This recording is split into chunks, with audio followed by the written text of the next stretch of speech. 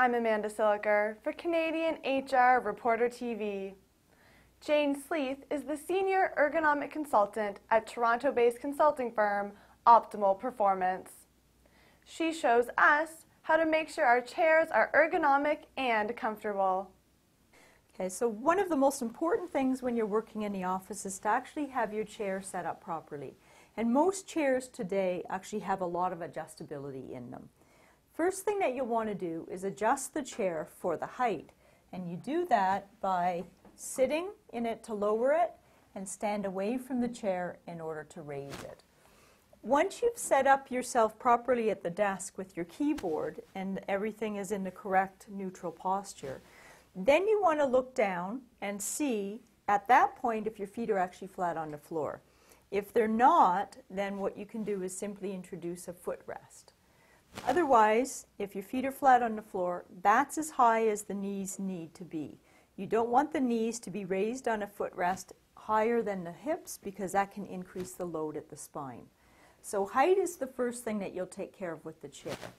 The other thing you want to ensure happens is that the backrest is supportive of your spine when you're typing, reading, and writing.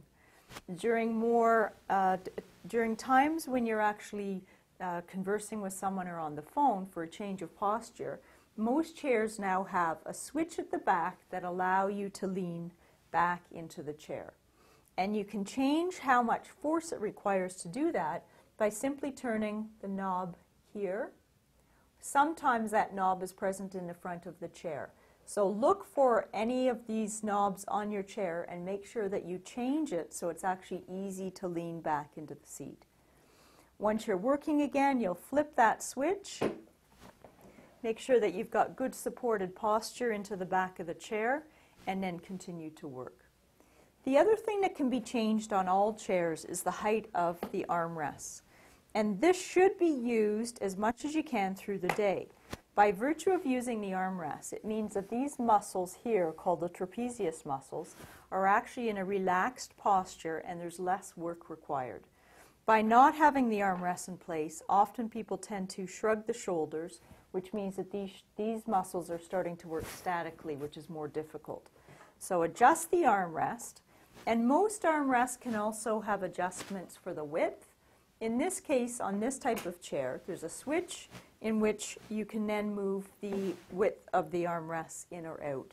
So it should be set so that when you place the arms in a neutral hanging posture at the side of your body, that the armrest will then meet the forearm. And the last adjustment most chairs also have is a rocking motion, in this case on the right-hand side of the chair, and you can flip that switch, loosen the chair off, and then you can actually have more of a rocking motion. This creates what's called dynamic movement when you're sitting. So rather than sitting statically all day, this allows nourishment, blood flow, etc. to the muscles, and it allows for a change of posture throughout the day. So make sure you get to know all of the different adjustments in your chair. Actually try the different adjustments, and you should be making these adjustments through the day. This isn't just find the one adjustment and stay like that forever. It should be that you would just, I'm going to make a phone call, I'm going to be on the phone for a while, I'm having a meeting with someone, I'm going to just quickly flip these switches and then change my posture. Generally speaking, through the day, you also want to make sure you reach your behind into the back of the chair so you're well supported. What we find is most females tend to perch on the front of their chairs to work. Again, a static load is created at the spine. You want the spine to always be supported into the back of the chair. Let the chair do the work for you.